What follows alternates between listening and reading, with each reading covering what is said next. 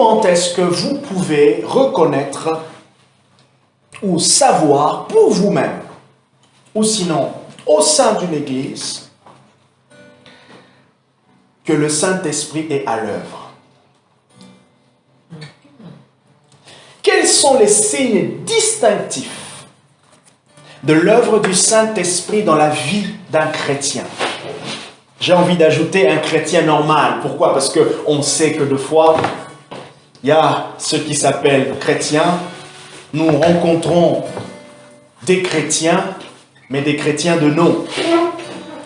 Pas toujours des chrétiens de vie, des chrétiens d'expérience, des chrétiens authentiques. Okay? Comme on entend souvent, je suis croyant, mais non pratiquant. Voilà comment, vous voyez, et ça, c'est une parenthèse, mais vous savez, quand la déchéance spirituelle s'installe,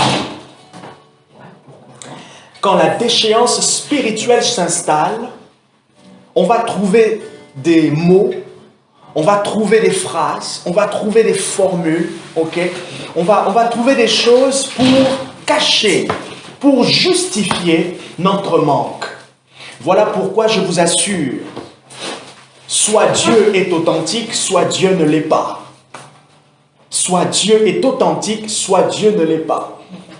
Et de fois, chercher l'authenticité de Dieu va nous demander beaucoup de sacrifices. Ça va nous demander beaucoup de soif. Ça va nous demander beaucoup de consécration.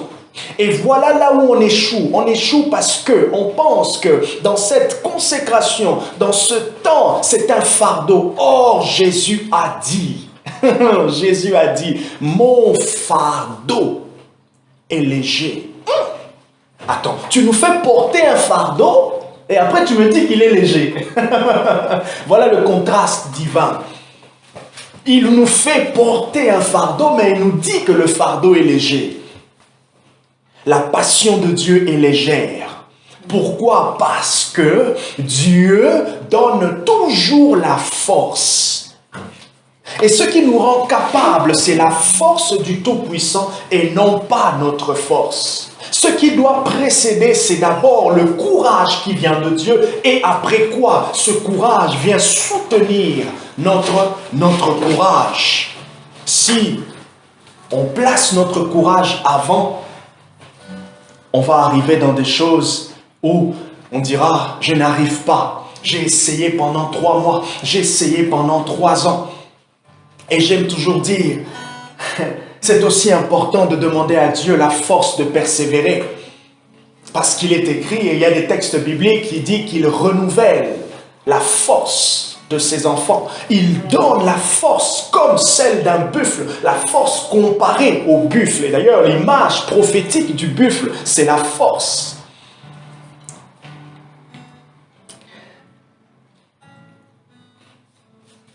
Quels sont les signes distinctifs du Saint-Esprit dans la vie d'un croyant? Porter du fruit. Quand le Saint-Esprit est là, le croyant porte du fruit. Première réponse. Avoir soif. Avoir soif de Dieu. Deuxième réponse. Quand le Saint-Esprit est là, quand le Saint-Esprit commence à se manifester. Franchement, parmi les choses que j'aime dans la vie chrétienne, c'est de connaître l'Esprit.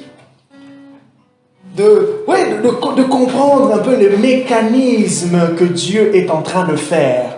Quand vous commencez à étudier Dieu, non pas dans ses attributs, ok?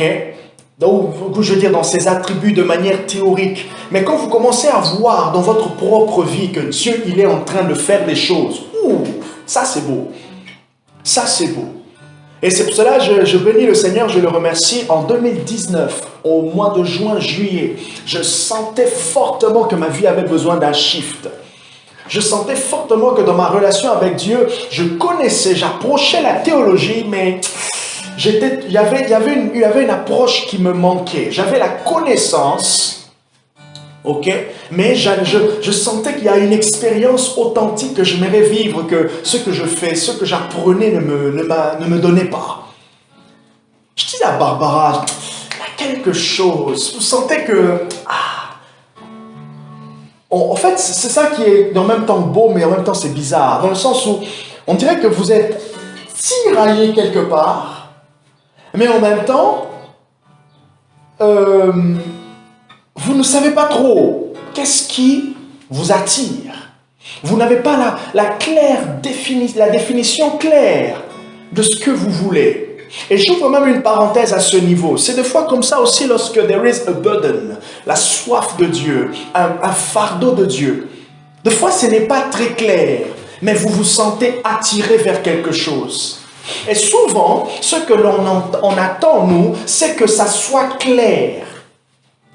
Que la soif, l'impression que l'on a soit un peu de plus en plus claire pour pouvoir aller quelque part. Je disais à Barbara cette semaine, j'étais en voiture, je priais en langue et tout ça. Et là, une pensée vient comme ça. Je disais, bon, après, le Seigneur je me suis dit, dans ma réflexion, dans mes pensées, le lundi 20, après mon ordination, j'aimerais rentrer un peu en prière pour prier. Et là, je dis, bon, comme Seigneur, qu'est-ce que je vais prier? Et là, j'avais comme à cœur de pouvoir d'aller explorer un peu plus le parler en langue. Je dis, attends Seigneur, j'aimerais un peu faire une expérience pour voir comment est-ce que tu ne peux pas m'accorder des nouvelles langues. Quand je dis ça, ou je sais pas, quand je dis ça, ou Dieu a mis ça dans mon cœur, ça fait pop. Ouais, oh, c'est beau ça, c'est vrai. Comme cette poursuite, c'était je crois mardi ou mercredi, je ne sais plus. Et 3 jours après, je me suis dit, mais Seigneur, pourquoi je vais attendre la semaine? Pourquoi pas commencer maintenant?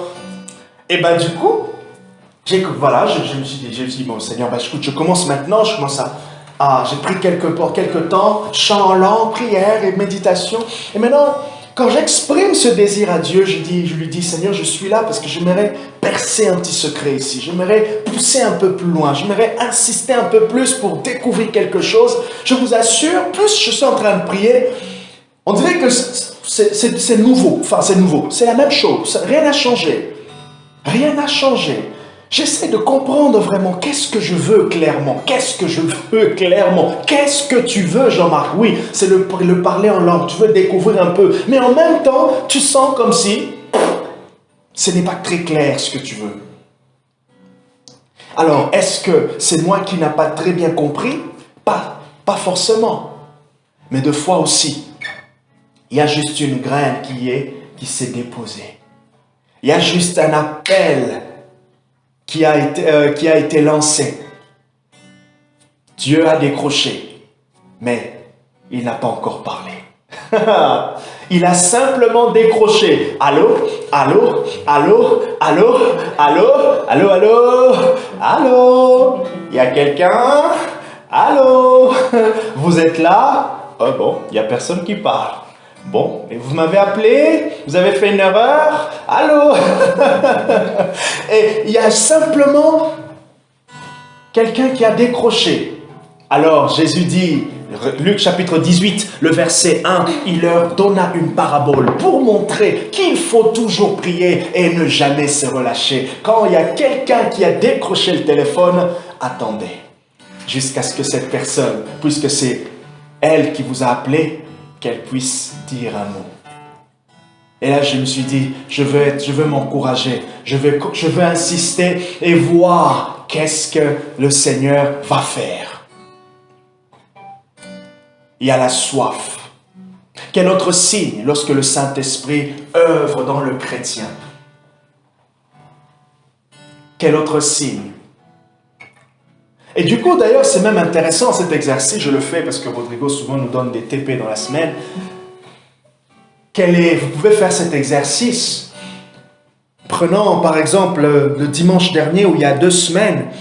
Qu'est-ce que je vois que le Saint-Esprit est en train de faire aujourd'hui ou ces derniers temps dans ma vie? Parce que c'est encourageant, parce que vous allez vous dire, au moins vous pourrez, c'est comme si vous allez faire une étude et même aussi attendre et discerner Dieu. Discerner Dieu. Et quand vous remarquez que, ces derniers temps, voilà 2 ou 3 marqueurs de ma vie avec Dieu, je persévère. Vous allez déjà vous réjouir du fait que Dieu est en train d'œuvrer. Vous avez les preuves tangibles, vous avez les preuves, à moins que vous souhaitez vous remplir d'incrédulité de votre propre vie. Mais là, vous le voyez clairement. Vous êtes encouragé. Dieu. Et je reviens dans mon exemple du coup de 2019. Je priais. Je savais qu'intérieurement, il y avait quelque chose. Il y avait quelque chose, je cherchais. Le Seigneur me donne un rêve durant au mois de juillet, un rêve très intéressant, très encourageant. Juste après ce rêve-là, 1 jour, 2 jours après, je tombe sur un prédicateur qui est un prédicateur que je ne connaissais pas, qui est un ami de l'homme de Dieu que j'avais vu dans le rêve. Je ne les connaissais pas. Enfin, celui que j'avais vu dans le rêve, j'avais déjà lu son livre. C'est un monsieur qui s'appelle apôtre Guillermo Maldonado. Il est américain d'origine mexicaine. Je crois que vous le connaissez. Guillermo Maldonado. Et je le vois en rêve, il me dit des choses. 2 jours après, je rencontre sur YouTube un homme de Dieu qui s'appelle Rennie McLean, apôtre Rennie McLean, qui est un ami très proche de Guillermo Maldonado. J'ai commencé à bouffer ses prédications. Ce monsieur, il prêche. C'est fou. C'est vraiment fou. Je l'ai écouté presque pendant 1 mois et demi. On arrive au mois de septembre.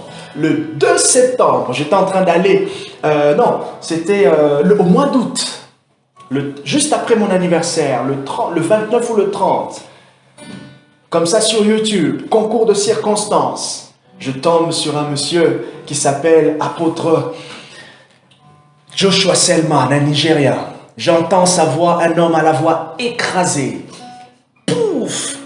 C'était une vidéo de 14 minutes. J'ai commencé à écouter juste les 2 premières minutes. J'ai mis pause. J'ai dit, wow!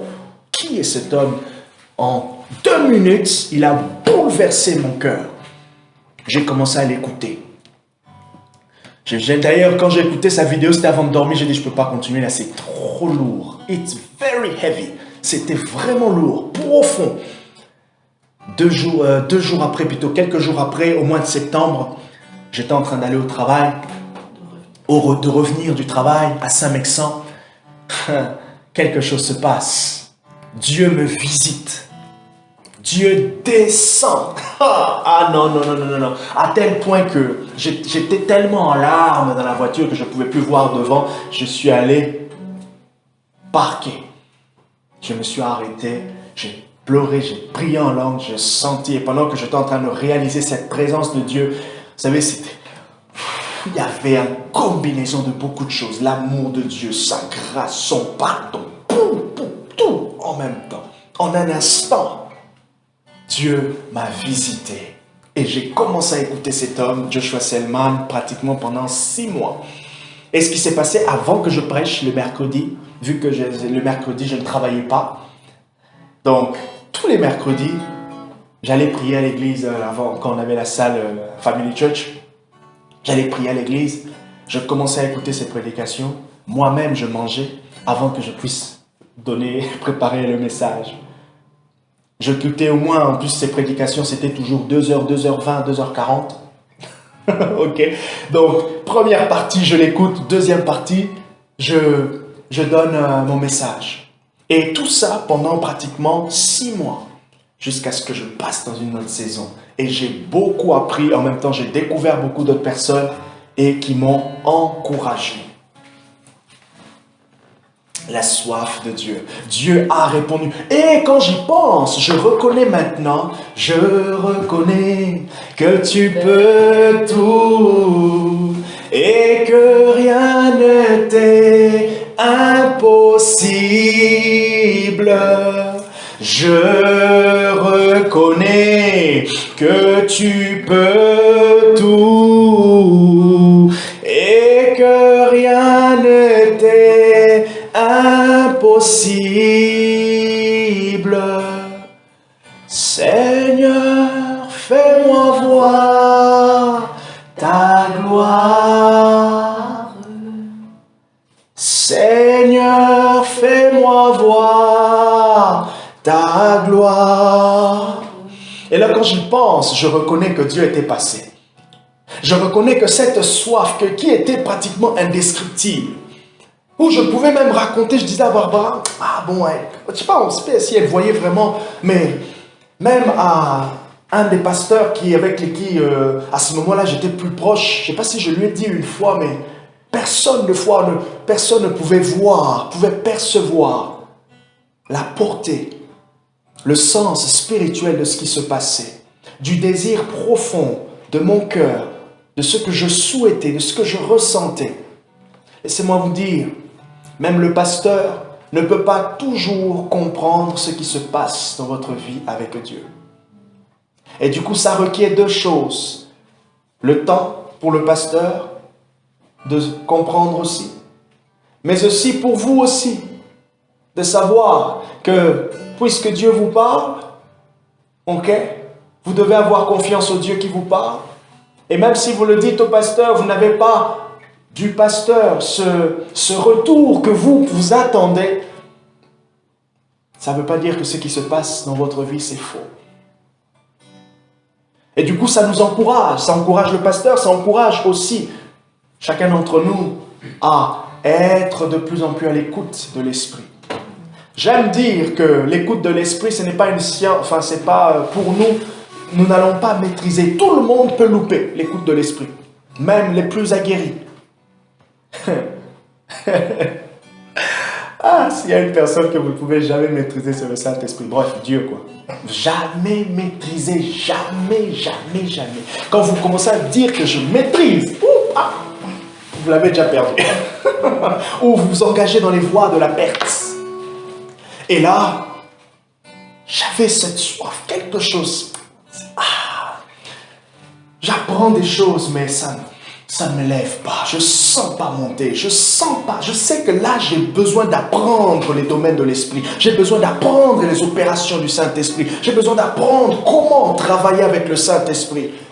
Et quand j'ai commencé à écouter cet homme, il m'a appris. Parce qu'il expliquait deux fois des choses. Et je vous assure, quand je l'entendais, je le disais, mais comment est-ce que il est en train de parler des choses que je suis en train de vivre ou de désirer profondément. Je vous assure, je buvais ces paroles. Je buvais ces paroles. Oui et amen. Je priais et Dieu me visitait. Et quand je venais prêcher, j'étais frais. La soif de Dieu. La soif de Dieu. Je parlerai dans les jours qui viennent les avantages de la soif de Dieu dans notre vie. Nous lisons dans la Bible, par exemple, 2 Timothée chapitre 1, le verset 6 à 7. Moi, je vais vous donner trois points qui sont importants et qui nous emmènent à distinguer de l'œuvre de l'Esprit. Qui dit reconnaître l'œuvre de l'Esprit ne veut pas dire que le Saint-Esprit sera dans une logique qui est favorable pour nous, une logique que nous acceptons. J'ai voulu vous raconter quelques histoires d'un livre que je suis en train de lire. L'intitulé, c'est « Les manifestations psychiques, spirituelles et physiques ». Les manifestations psychiques, spirituelles et physiques du Saint-Esprit lors des réveils. Si vous avez déjà entendu, lors des réveils qui se sont passés, le Saint-Esprit s'est manifesté à tel point que c'était extraordinaire. Avec une femme qui s'appelle par exemple Maria Woodworth Ether, les gens tombaient en transe. Les gens allaient dans des extases et ils pouvaient y rester 5 heures, 16 heures, 24 heures. Imaginez quelqu'un tombe dans le repos de l'esprit ici. Je prêche, il est dans le repos de l'esprit. Vous partez, elle est dans le repos de l'esprit. On revient demain, je vous dis, c'est maintenant que la personne vient de se réveiller. Vous chassez les démons, rien ne se passe. Le Saint-Esprit agit de manière époustouflante. Il a fait des choses qui peuvent nous réduire, bien sûr, nous donner de dire des choses, même douter, mais aussi après croire que c'était lui. Les gens tombaient, on dit quoi? Comme morts. Quelqu'un tombe dans le repos de l'esprit, il est comme mort. Ah non. Écoutez, ça vous arrive, vous êtes pasteur, appelez les urgences. Et là, Dieu te dit, n'appelle pas les urgences, c'est moi qui... Qu'est-ce que tu fais? C'est fou, hein? C'est fou, c'est fou. Quand ça vous arrive une première fois, bon, heureusement que Dieu il est bien parce qu'il fait ça une première fois, il sait que tu seras choqué, il va faire ça une deuxième fois pour essayer d'apaiser un peu ton cœur, comme s'il dit, ah, ben, je t'ai un peu fait peur, hein? Ouais. Bon, excuse-moi, je t'ai fait peur. Vous savez, quand vous faites peur à quelqu'un et que... Oh, bon, la prochaine fois quand elle va le faire, vous allez savoir que c'était elle qui avait fait. Et comme si Dieu procède de cette manière-là.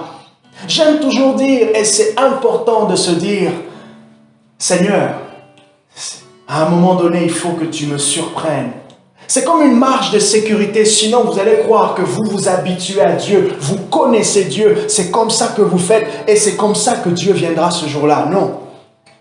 Ça doit toujours être authentique et notre attente doit toujours être comme si nous ne connaissons pas, comme si nous ne savons pas. Bien d'ailleurs, c'est ça, comme si nous ne savons pas, nous sommes là dans l'attente. Mais par contre, dans cette attente, nous sommes motivés par ce que nous avions vu avant. Ce que nous avons expérimenté avant rentre dans la bibliothèque, dans les souvenirs, et c'est ça maintenant qui fortifie notre attente. Et il se peut qu'il revienne, le Seigneur procède avec les mêmes signaux, il procède avec les mêmes éléments que la dernière fois. Il se peut que la dernière fois, quand on a commencé à chanter, il y a eu un chant qui a été libéré en langue, et là aujourd'hui, il y a quelqu'un qui commence à monter en langue, on se dit, ok, peut-être, on essaie de s'accrocher sur cette personne qui part en langue, et là, on décolle avec l'esprit. Mais il se peut aussi qu'une autre fois, ça peut être déjà une vision. Je disais à Barbara hier, vous savez, la direction de l'esprit, on pense, ça nous arrive peut-être pas de se dire, Dieu me montre les 3 chants pour lesquels on va chanter aujourd'hui. Et il me dit clairement que lorsqu'on va arriver au 2e chant, qu'on puisse rester calme et que telle personne puisse lire tel passage biblique. Et là, je me rappelle quand la personne a lu le passage biblique, il y a une personne qui a commencé à prophétiser. Vous avez un peu cette direction de l'esprit précise. C'est possible. Mais des fois aussi, on vient, nous tous, avec simplement la foi. On vient avec nos 3 chants. On vient comme on est là. Avec l'espoir que l'esprit va nous conduire. La foi vient de ce qu'on entend, et ce qu'on entend vient de la parole de Dieu, mais la foi, c'est aussi la ferme assurance. Nous avons la ferme assurance d'être conduits, et cette ferme assurance produit en nous la démonstration de celle qu'on ne voit pas. Elle produit en nous cette démonstration où nous allons nous sentir conduits. Et ce sentiment de se sentir conduit, on a le souvenir de l'expérience d'avant, mais en même temps, cette expérience avant est en train de nourrir l'authenticité aujourd'hui. Et ça demande toujours la liberté. Et à chaque fois que le Saint-Esprit le fait, l'avantage, c'est que ça doit laisser encore un peu plus d'espace, lui laisser encore un peu plus d'espace, encore un peu plus d'espace, encore un peu plus d'espace. Encore un peu plus d'espace. On désire et encore un peu plus d'espace.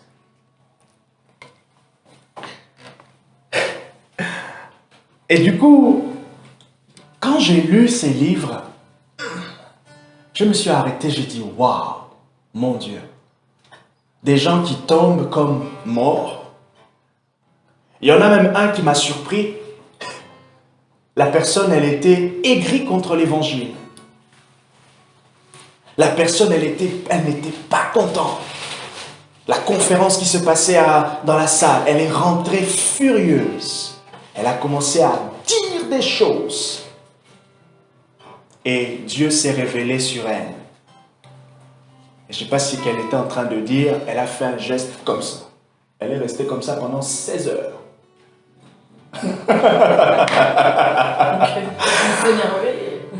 Elle s'énervait, Dieu s'est révélé. Je sais pas, je sais pas si elle parlait comme une Italienne. Elle est restée pendant 16 heures. La conférence est finie, les gens sont partis, elle est restée comme ça. Quand elle est revenue à elle, elle s'est convertie, elle a commencé à annoncer l'évangile. Donc, il y a des actes que Dieu peut faire extrêmement puissants. Donc, vous voyez du coup, dans les signes et les manifestations de l'Esprit, il y a des manifestations, de toute façon, il y aura toujours un truc visible. Jamais une manifestation, même quand elle est intérieure, elle commence à l'intérieur, elle ne sera jamais visible à l'œil, ne pourra jamais être visible à l'œil nu. Non, c'est pas ça? Je reprends. La manifestation de l'Esprit qui est invisible, qui œuvre, Dieu qui œuvre dans le cœur, arrivera toujours à un moment donné où elle sera visible. Puis tout à l'heure, tu dis le contraire. Celui qui a commencé en vous une œuvre, n'est-il pas écrit dans Philippiens? Celui qui a commencé en vous une œuvre, la mènera jusqu'à sa perfection. Il va l'achever. Ok? Et souvent, ce que l'on préfère, qui nous met souvent le plus à l'aise, c'est lorsque on se dit, Dieu, il agit intérieurement, de manière cachée. Et on veut que Dieu puisse agir de manière cachée. Et il y a bien sûr des passages bibliques qui disent « Ne vois-tu pas la main invisible de Dieu ?» Je crois que c'est dans Ézéchiel. Ne vois-tu... Voilà, c'est dans Ecclésiaste plutôt. Ecclésiaste chapitre 11. Vous savez ce texte qui dit « Dès le matin, prends ta semence, travaille. » Vous connaissez ce texte-là? Ecclésiaste chapitre 11. Bon, je vous invite à lire Ecclésiaste 11, le verset 1 à 6. Rapidement, je paraphrase, il dit « Dès le matin, prends ta semence et comment plante, comment travaille, parce que tu ne sais pas, c'est que quand est-ce que ça va produire. » Ok? Des textes comme ça soutiennent un peu notre idée, nos idées, nos désirs de pouvoir mettre Dieu dans une forme de manifestation. Laissez-moi vous dire que c'est tout à fait normal aussi. C'est tout à fait normal de l'homme, pour l'homme de pouvoir caser Dieu, de pouvoir structurer, de pouvoir s'attendre d'une certaine façon. Ok? Alors, comment sortir de cela? C'est en dépendant de Dieu. En étant prêt à avoir des manifestations différentes. Lâchant prise. En lâchant prise. Ok? Et en étant prêt à tout. En ne mettant pas le Saint-Esprit dans ce qui est sensationnel. Même si, par moments, il peut s'exprimer fortement, sa présence peut s'exprimer fortement dans nos émotions. Je disais, quand vous lisez le livre des Actes, vous voyez vraiment comment est-ce que le Saint-Esprit œuvre dans la vie de la première Église. Un homme qui s'appelle Jonathan Edwards a écrit un livre intéressant que je veux enseigner aussi sur cela par rapport aux signes distinctifs du Saint-Esprit parce qu'il a vécu dans son ministère, durant son ministère, un réveil. Et il a vu les choses. Et à son époque, les choses qui se sont passées étaient des choses nouvelles. Une petite parenthèse. Vous savez, quand on prie, on dit « Seigneur, fais des choses nouvelles ». Et d'ailleurs, la Bible, je crois que c'est Dieu qui le dit par la bouche du prophète Ézéchiel. « Voici, je fais toutes choses nouvelles ». Vous savez que les choses nouvelles, c'est vraiment des choses nouvelles. C'est des choses que vous n'avez jamais vues. Mais maintenant, ces choses-là que vous n'avez jamais vues, quand vous faites cette prière, ça peut vous causer des problèmes. Parce que ça peut être tellement authentique, mais puisque vous ne l'avez jamais vu, qu'est-ce qu'il va faire? On va attribuer toujours au diable. Quand on a attribué à Jésus qu'il chassait les démons par Belzébul, ce n'est pas nouveau, ça se passe jusqu'aujourd'hui. À chaque fois que l'on ne comprend pas une certaine authenticité de l'esprit, on cherche un refuge. On veut s'accrocher quelque part. On ne prend pas le temps de revenir pour dire « Waouh !» Et Jonathan Edwards a proposé ceci concernant les manifestations de l'esprit. Il a dit « Attendez d'abord, avant de juger ce que vous avez vu qui vous a choqué. Regardez toujours le fruit après. Le fruit après. » Quelqu'un tombe comme ça dans une transe. Ouh, il fait des choses bizarres. Même vous ne savez pas comment interpréter. Oh, je préfère encore d'être patient, d'attendre quand la personne reviendra en elle-même. Qu'est-ce qui se passe? Comment elle en ressort? Parce que des fois, quand les gens tombent dans des transes, elles crient, elles poussent des cris, vous dites, première vue, c'est un démon. Deuxième fois, non, ce n'est pas un démon, c'est Dieu. Il se peut que cette personne est en train de voir des choses extraordinaires, des visions. Juste, elle voit Dieu et c'est écrit. Et quand elle ressort, quand elle sera revenue son esprit sera calmé, vous allez voir que si c'est l'expérience est authentique, Jonathan Edwards a dit, regardez toujours les fruits. Si vous voyez dans la vie chrétienne de cette personne quelque chose changer, sa consécration, sa sanctification, son amour pour Dieu changer, dites-vous clairement, vous avez été choqué, mais c'était Dieu. Vous voyez, vous avez été surpris, c'était bizarre. Je n'ai jamais vu des choses comme ça. Oui, c'est vrai. Soit Dieu est Dieu, soit Dieu n'est pas. Je n'ai jamais vu. Oui. Ça ne s'est jamais passé dans tout. Vous savez, nous tous, on a tendance aujourd'hui, dans la chrétienté du 21e siècle, on a tendance à se dire, par rapport à ce qui s'est passé avant, dans les réveils, par rapport à ce qu'on a vu dans la Bible, en gros, nous avons épuisé le stock de Dieu. Au fait, nous avons fait tout l'inventaire du stock de Dieu. Eh bien non. Il y a encore des choses à explorer. Dieu reste authentique et nous voulons qu'il soit authentique. Si il fait des choses qu'on avait déjà vues, mais que pour nous, c'est nouveau, gloire. Si aussi il fait des choses qui ne sont pas nouvelles, mais qui sont authentiques, gloire à Dieu, gloire à son nom. Dans la vie d'un croyant, quand le Saint-Esprit travaille, vous aurez la soif, une soif qui est croissante. Alors, pour ne pas choquer, pour ne pas embarrasser, quelqu'un va dire, du coup, quand ma soif n'est pas croissante, qu'est-ce qui se passe? Le Saint-Esprit n'agit plus. Non, ça ne veut pas dire ça. Bon, j'espère que ça apporte déjà la paix. Il y a les fruits de l'esprit. Le fruit de l'esprit, bien sûr, le 9 que parle Galates chapitre 5, mais aussi, qu'est-ce qu'on voit dans le fruit de l'esprit? En particulier, il y a l'amour. Il y a la maîtrise de soi. Vous imaginez quelqu'un qui il parle en langue. Et il y a une perte de maîtrise de soi dans sa vie. Un auteur a dit, dans le domaine de la maîtrise de soi, il y a 3 axes importants. 3 choses qu'il faut considérer. La manière dont une personne apprend à contrôler sa bouche, sa langue.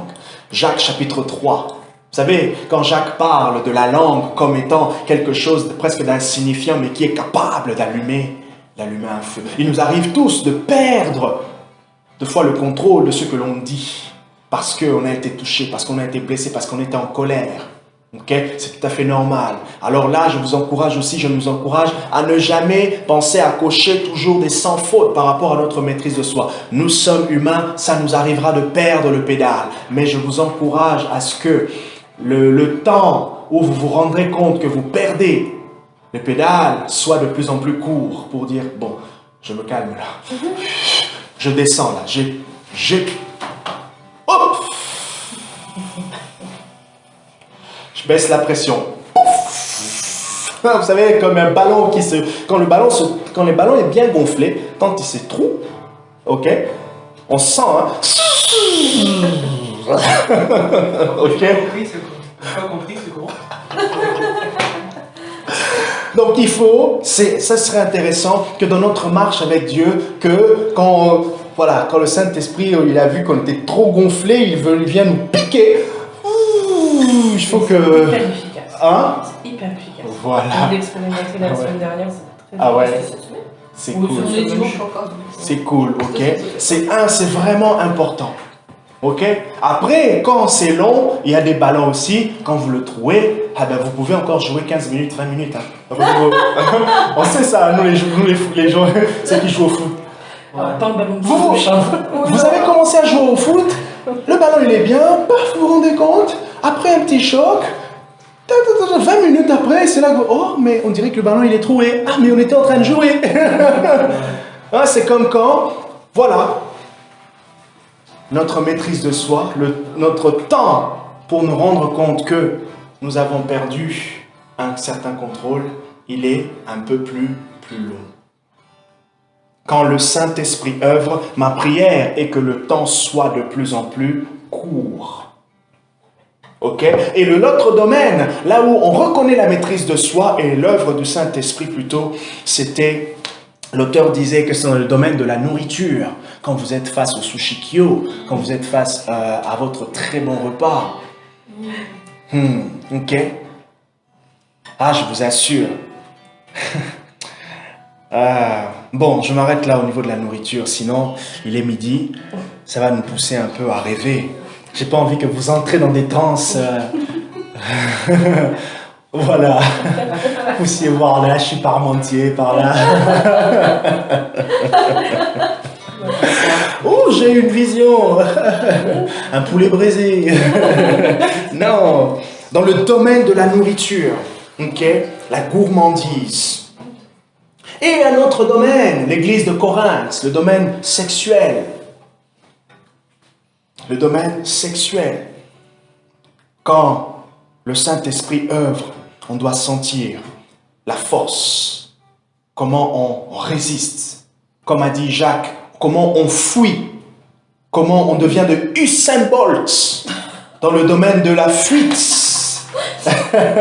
Comment le 100 mètres, ce n'est plus en 15 minutes, mais c'est en 3 secondes. Vous vous rendez compte? Vous vous rendez compte? Non mais, vous savez, c'est important. Ok?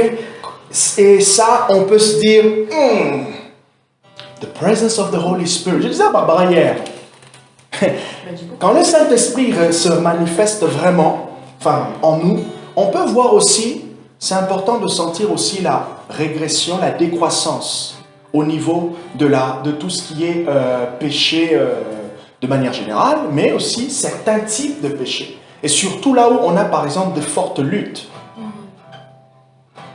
Ok? Barbara me disait une fois, c'est incohérent que tu passes beaucoup du temps dans la prière et que tu perds ta maîtrise de soi rapidement. Et surtout, si tu sors de prière. Tu sors de prière. On te pique. Tu es encore gonflé. On te pique même pas. Non. Vous voyez? T'éclates tout seul. Parce que si tu es sorti de prière, on suppose qu'il y a eu quelque chose qui s'est passé, quelque chose de Dieu qui s'est passé en toi, qui a œuvré en toi. Ok? C'est pour cela que vous allez voir certaines personnes vont dire, oh ouais, c'est pas grave, il parle en langue, mais regarde sa vie. Il parle en langue, mais regarde sa vie. Il fait ceci, il fait des miracles, mais regarde sa vie. On a besoin des deux. Le Saint-Esprit, c'est un tout. On voit les dons de l'Esprit, on sent aussi les fruits. Et ça, c'est aussi un appel que nous-mêmes, on doit faire à Dieu Seigneur. Les deux, le fruit, mais aussi les dons. Ok? Saint-Esprit, tu œuvres en moi, tu fais grandir les dons en puissance, mais tu fais grandir aussi le fruit en puissance. Et c'est ce que nous voulons aussi voir au milieu de nous. Ok? L'amour qui se manifeste les uns pour les autres. La patience qui se manifeste les uns pour les autres. C'est très bien de dire que nous sommes tous enfants de Dieu, nous sommes tous un corps. Mais il faut savoir que nous sommes tous un corps, mais des personnes totalement différentes, avec des humeurs totalement différentes. On revient du travail, quelqu'un m'a peut-être, je suis peut-être pas de bonne humeur, mais je viens à l'église et il se peut que, pouf, je puisse bousculer sans le savoir quelqu'un. Voyez un peu comment nous sommes, comment on dit, nous sommes un melting pot, un mélange extraordinaire. Mais ce mélange est appelé, ce mélange est appelé à exprimer une certaine beauté. La beauté de l'esprit qui œuvre. Chacun se plaît de ce que Dieu est en train de faire en moi, mais ce que Dieu aussi est en train de faire dans l'autre.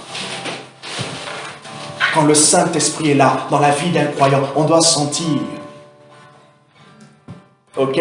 J'aime bien les TTS, je vais m'arrêter là. J'aime bien les TTS, les très très spirituels. Mais souvent, dans les très très spirituels, ils s'accrochent beaucoup sur ce qui est visible en oubliant le fruit. Ils aiment les dons, ils aiment ce qui frappe à l'œil, mais ils oublient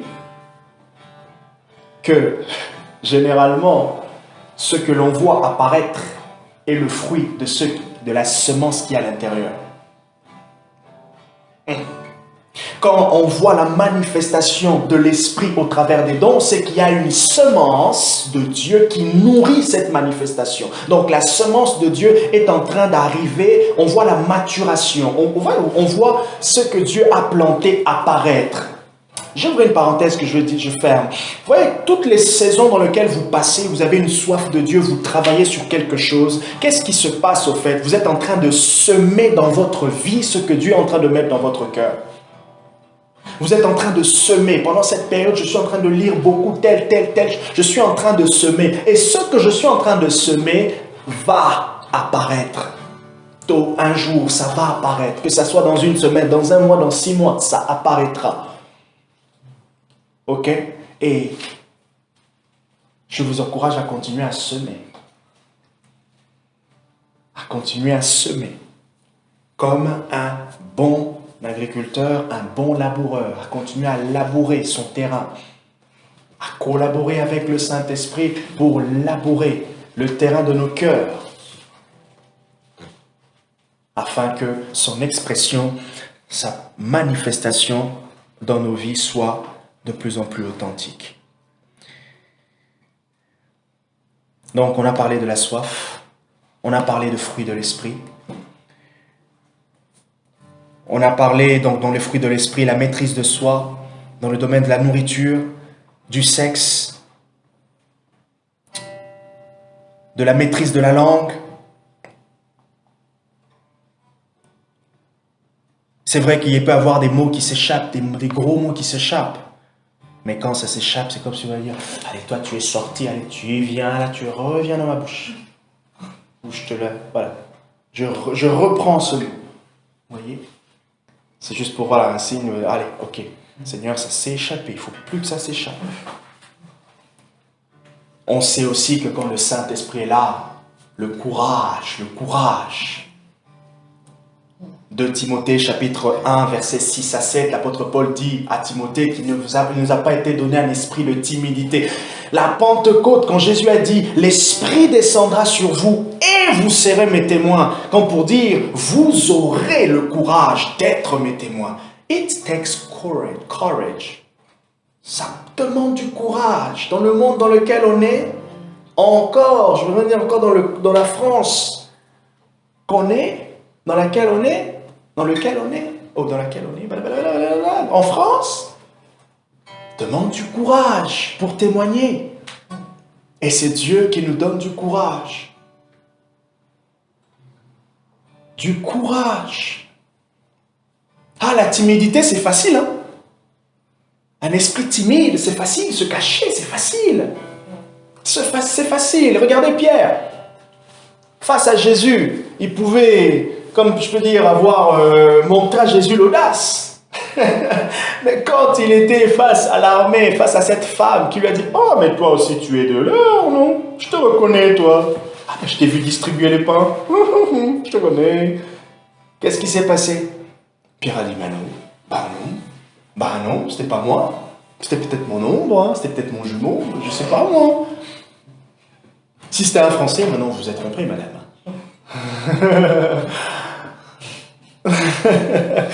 Oh, excusez-moi, je suis désolé, mais vous vous êtes trompé. Hein. Si Pierre était un Français. Si Pierre était un Congolais. Mais moi. Non, c'était juste pour imiter. Mais regardez Pierre. Quand les langues de feu se sont déposées sur sa bouche. Comment? I pray in tongues, je prie en langue et je ne sens pas le courage monter. Le courage de Dieu monter. Dites au Saint-Esprit, il y a un domaine que j'ai l'impression je ne sens pas encore. Seigneur, je prie en langue, mais je ne sens pas le courage monter. Non, j'aimerais sentir le courage monter. Seigneur, je prie en langue pour que le courage vienne. Seigneur, je prie en langue pour avoir la maîtrise de soi sur ma langue. Je prie en langue pour avoir la maîtrise de soi dans le domaine du sexe. Je prie en langue pour avoir la maîtrise de soi dans le domaine de la nourriture. Ok. Explorer toutes les possibilités de Dieu.